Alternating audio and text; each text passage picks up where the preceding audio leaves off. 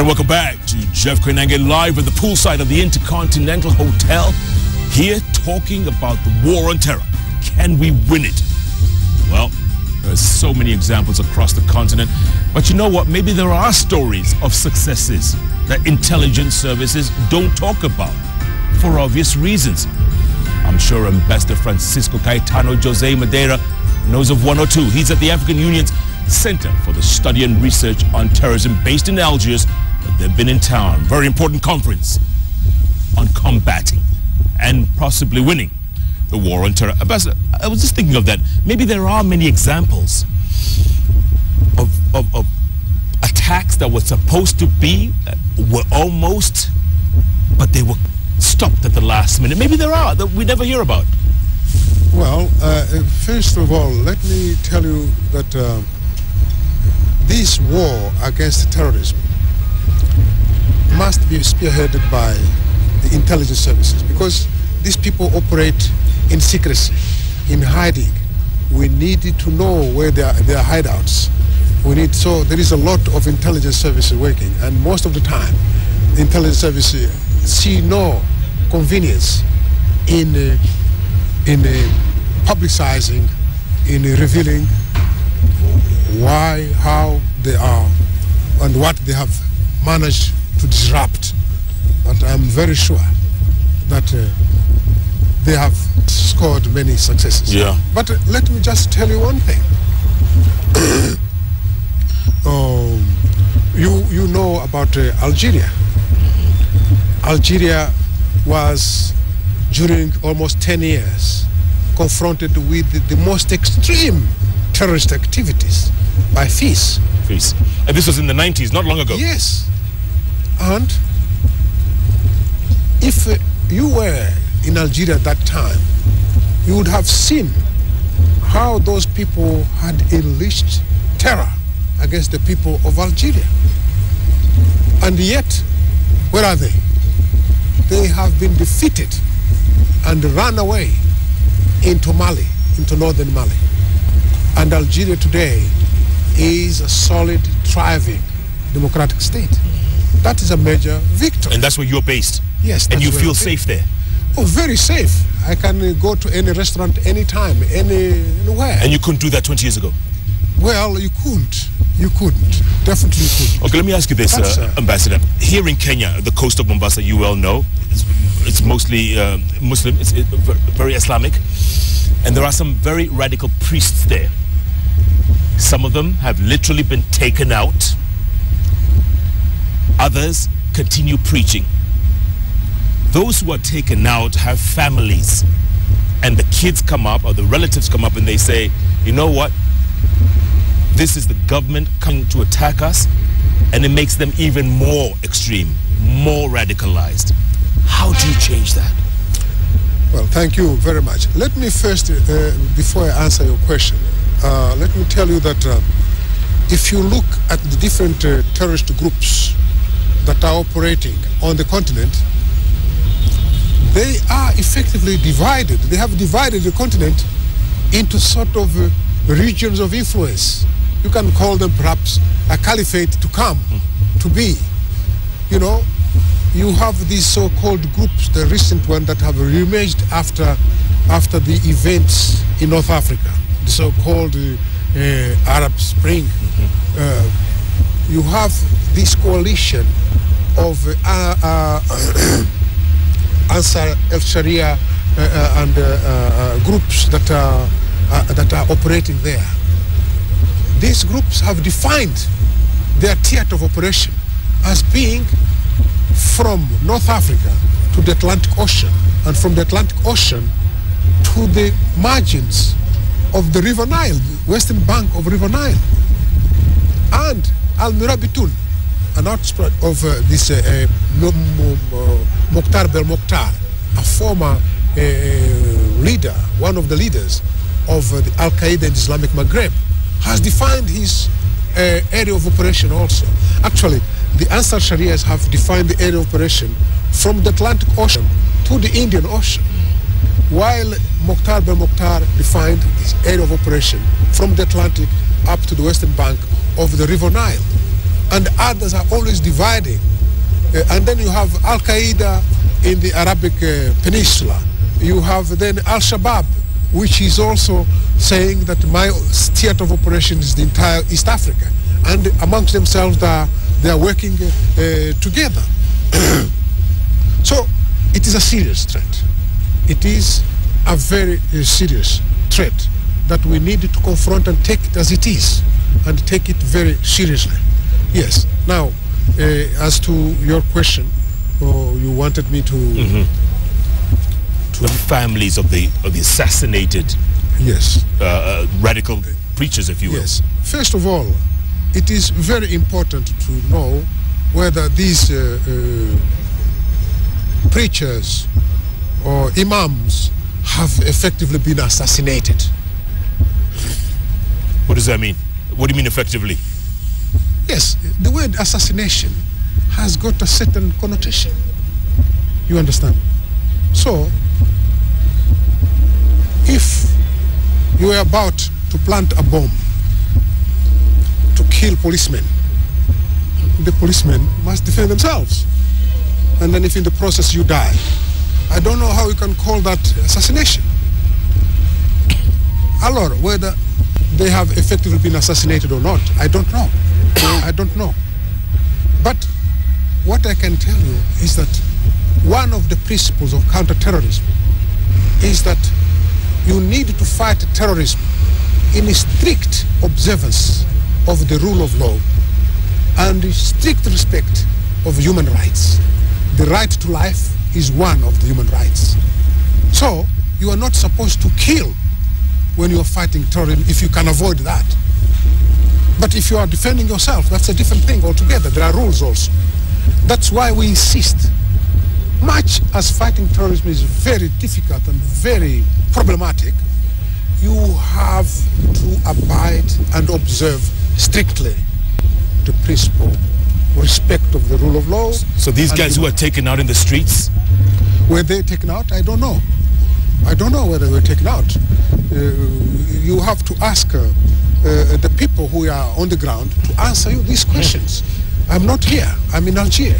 So they will answer you. Go and ask them. Yeah. But what I can tell you is that they are under the obligation of acting on the strict respect of the rule of law. But then they're creating another generation of very angry young men. No, that is a different thing. There is a deficit of explanation. The state is under the obligation to create institutions, social. You have to involve, bring with you the civil society that it takes upon itself the possibility of explaining what is happening. The state must respond and say, no, this individual was about to kill soldiers, was about to kill our policemen. That's why he had to be neutralized. You have to develop a narrative because, you know, one of the tactics that the terrorists have is to appear as victims all the time. They always say that that state is here just to destroy, to kill. We are Muslims, we are victimized because we are Muslims. No, you are not being victimized because you are Muslim. You are not being victimized at all. The problem is that there are bad Muslims within you who are not Muslims at all, who are exploiting the religion for their own objective, political objective. They want power to do their own things. They want power to access the economy, to plant their objectives. They are not there for religion. They interpret in the most extreme way and opportunistic way the religion of Allah, a good religion, a peaceful religion, a religion that must be respected. And these people are just desecrating that religion by associating it to the killings, to deaths, to violence, wanton violence. Allah did not say that we should kill. Islam is a very peaceful religion. It has to remain peaceful. But these people have managed to hijack it. Unfortunately, because there is deficit of counter-narrative. We need to come out with a very good, credible narrative. We need to have the imams and other clerics on our side to denounce this minority, because they are a minority, to denounce their opportunistic narrative and present a better, a more coherent, a real narrative. And this is possible. This is possible. But at the same time too, we have to ensure that many of the problems that make our people vulnerable are solved. We have to be very careful with the youth. Youth is the face of the future of our states, of our countries. If these people are won to these extremist criminals, then the state is hijacked. We have to do everything we can to ensure that our youth is not won to them. We have to work with the women. The women are, generally speaking, the majority of our population. And not only that, the women are the cradle of the nation. If women are taken to these people, we are just making sure that our state is taken, our country is taken by these people. We need to protect these people. So we must make an extra effort to ensure that those things that create grievances on the youth, on the women, and the population in general are addressed, and quickly. You must make a special effort to give employment to the young university students, bright university students that are coming from many of your universities here. Do not end up in the streets, roaming the streets of Nairobi. You must make an effort. What effort you have to make, I don't know. You have to make it. These are your allies. Don't allow them to go away. So you have to do work. Absolutely. Yes. This conference. And this is one of the ways to fight terrorism. There are many other ways. Sure. Another one, you have to be able to have capacity to protect your sensitive infrastructures, crucial, critical infrastructure. You must develop capacity to that. Another one is that you must develop your intelligence service to a level that is excellent intelligence service, capable of detecting, of disrupting, of preempting any activity carried out or to be carried out by these terrorists. Does CCTV help? Oh, very much so. I have been to China, and I do send many Africans from different countries to China through a program that we are developing with China. And they do on counterterrorism. And definitely it works. It is a very important deterrent. If you plant your CCTV everywhere, cameras in the city, in the crowded places, that works as a deterrent. Terrorists, thieves, criminals, they know that they are being watched. So before they make a move, they should know that it is registered. There's a plan to roll that out here in Kenya. That is the right way to go. It's expensive, but it's necessary now that these people are very daring. They need to be watched. That's an additional eye to see where these people go, where they are, who they deal with, where they eat. We need to know and take them out. That's what we have to take them out. Yes. Neutralize. Well, take them out. Yes. This conference, CISA conference, it's a prelude to the heads of state coming to Nairobi on a similar kind of summit, isn't it? Effectively, on the 2nd of September, a few days to come, next week, the heads of state of 15 member states, members of the Peace and Security Council of the African Union, the body that deals with the issues of peace and security on the continent, are meeting here. The Peace and Security Council is having one of its sessions in Nairobi as an expression of solidarity and support to Kenya, to its government and to its people for the wonderful work, for their resilience, for their steadfastness in fighting terrorism, despite the fact that these people want to discredit the merit and the good work that the government is doing by trying to stage these daring attacks. We are attentive at what is happening, and we are very appreciative of the work that the government is doing on the counterterrorism front. So the heads of state are coming, and they are going to go through this, analyze these things, and make a strong statement on how we must cling together, work better with each other, and fight this terrorism until we defeat it. Can we work with other countries in the region? Because look, when you look at the region, if Al-Shabaab is hitting Kenya because Kenya has forces in Somalia, so does Uganda, so does Ethiopia, so does Rwanda. Can we learn from the Ugandan forces? Because there hasn't been a terrorism attack in Uganda since 2010, the final of the World Cup in the town, in Kampala. Yes. Can we learn from their intelligence? Can we exchange ideas, is what I'm trying to say. Well, I'm sure that you're already exchanging. First of all, the African Union is organized on a regional basis. The region is for us the central body that should be able to coordinate the activity on any other area, economic, social, political, and security. It is the region. We work with the region, and I'm sure that the region here is already coordinating. You know that on the basis of the Africa Peace and Security Architecture, East Africa has already put in place an East African standby force, which is whose objective is to act in solidarity and coordination with all the members of the region against one serious threat to peace and security. We have a standby force? Yes, it has already been created. That's one of the ways the African Union is working towards protecting the continent, protecting the regions against this kind of evils.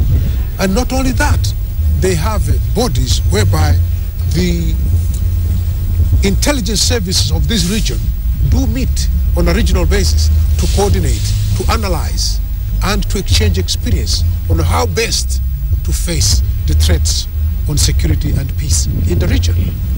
We are organized.